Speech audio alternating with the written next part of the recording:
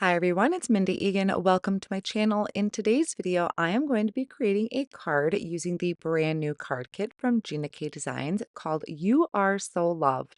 I'm going to be doing a little bit of foiling and ink blending, playing with some of the new tools, and if you stick around to the end of the video, I have a bonus card to share with you.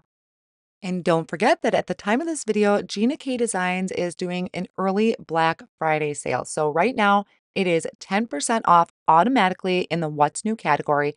Everything else is 25% off when you enter in the code.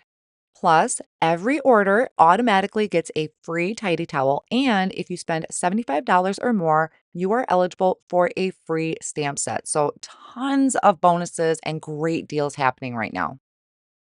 So jumping right into my project, this is the stamp set out of the You Are So Loved card kit. It is called Delicate Dahlias. I'm also going to be using the coordinating stencil to color in the images.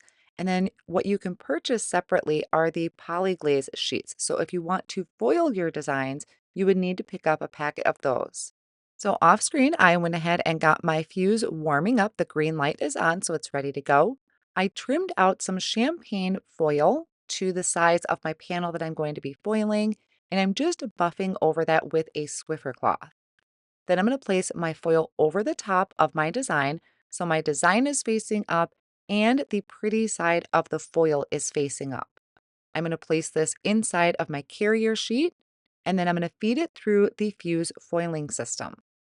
I figured since I had my fuse out and all of my foiling supplies out, I would just go ahead and do a bunch of this at once. So I will run through one of them here, and then the rest of them I will do off screen. So I'm feeding this into the fuse. So it is the folded side of the carrier sheet going in first. Once it comes out the back, I'm going to pull that out, and then I can carefully reveal or pull away my foil to reveal my design, and everything is so shiny and pretty and foiled. And now I can start some ink blending. So I am going to bring out a sticky mat that's going to hold my cardstock down. I am using one from Simon Says Stamp, but there are many available on the market, or you could just adhere this to your work surface. Next, I'm going to bring out the coordinating stencil. So each of these flowers does have a coordinating stencil for it. It just fills in the color so you can add depth and dimension with different shades of ink, which is what I'm going to be doing. So I lined up this first flower here, and my sticky mat is holding my stencil in place. I'm starting with powder blue, so it's a really nice light blue. I'm keeping it kind of darker towards the bottom of the flower, and I get a little more light-handed as I get towards the top. And then I'm going to come in with blue denim to really step up that contrast between the two colors. Then I can peel away my stencil to reveal my design, and it is just beautiful with those two different shades. Now I'm going to line up the middle flower. This flower I feel is kind of facing more to the left, so I'm going to keep my darker side on the right-hand side. So again, I started with the powder blue, had it fade off into the white so it got a little lighter, and then came around the edges with a detail blending brush and the blue denim ink. Then I can remove my stencil and shift this down to the next flower, which is down here at the bottom. That one, I feel like it is facing towards the right. So I'm going to keep the darker side of the flower over on the left, again with the powder blue, and then coming in around the edges with the blue denim. Now, with inks, they tend to dry back a little bit. If I would have been thinking about that, I would have maybe come in even with a dark gray or even just a little bit of black around the edges of the flower, just to really intensify that. And before we move on to our leaves, we have one little bud that I'm adding some of those blue tones to. So I can peel this one, and I'm going to set that off on the side to clean later. I'm going to bring in the stencil that has the leaves. Now this one actually has the leaves also for the individual flowers that are on the stamp set. The grouping of them to get all of them done at once is just in one little cluster here. So once you line them up, you can hit all of the leaves at once. I started out with Jelly Bean Green ink, just going over it very, very lightly, and then coming in with my detail brush and fresh asparagus. And this one, I'm trying to catch the outer edges of the leaves and also the area of the leaves that are closest to the flower. And now I'm going to clean my stencils off screen and go ahead and do this second bunch. The reason I cleaned the stencils is I didn't want all of that dark ink, which was the last color I used. I like to start with my light ink. And after I peel that up, it had all of that gorgeous shine still intact. I'm going to use the coordinating dies and just get everything die cut out. Since I have all my supplies out, I'll just go ahead and die cut them. I'll just show you one on screen here. I am using my Intri-Cut Die Cut Machine, which is just set to die cut on the dial, and then I have it placed at 0. When I was foiling, I did also have some smaller sentiments, and for this one, I just wanted an excuse to bring out my brand new mini Intri-Cut machine. This thing is so adorable. So I opened that up.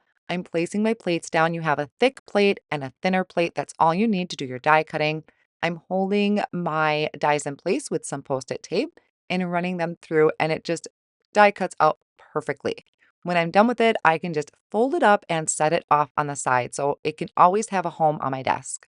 When I was doing all my die cutting, I also had gone ahead and die cut out multiples of the flower and the sentiments just from some plain white cardstock because I like to layer up my die cuts.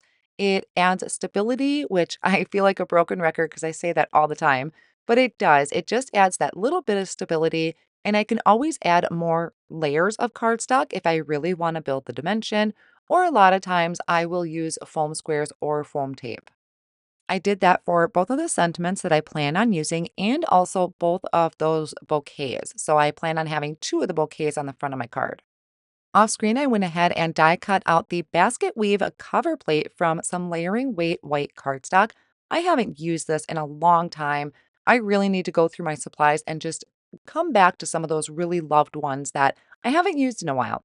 I'm adding liquid glue to the back of that, and I'm attaching that to a piece of Whisper cardstock that I have cut to the same size as this. I think it was 3.5 by 4 3/4, but just double check and measure that when you are trimming down your cardstock. Now I'm adding some foam tape behind that panel, and I'm going to add this to a white A2 size card front. So this isn't a card base just yet. This is cut to 4 1/4 by 5.5. I love that nice thick white border that this is going to give. So now I can place my bouquets on the front. So I thought about just doing one, but I had 2 done. I loved this look of them kind of swooping together, which was a nice leading point for my sentiment because my sentiment can be in the middle. So I feel like the flowers are going to be kind of pulling your eye towards the center. I'm just going to use liquid glue to attach both of these bouquets so I can kind of wiggle that if I need to. Gives me a little bit of time to shift things around. And then for my main sentiment, which is "You are in my thoughts," that is also foiled with the champagne foil. I'm going to add some liquid glue behind that. I apologize, my little sprouts of hair are starting to poke in. I was leaning forward pretty far, so you're going to see that every now and then. I just added liquid glue to that sentiment, placed that on the top, added something heavy on there to let that sit. And then I did add some thin pieces of foam tape underneath my sentiment. I felt like that just needed to be popped up a little bit more because it's so small and I didn't want it to get lost.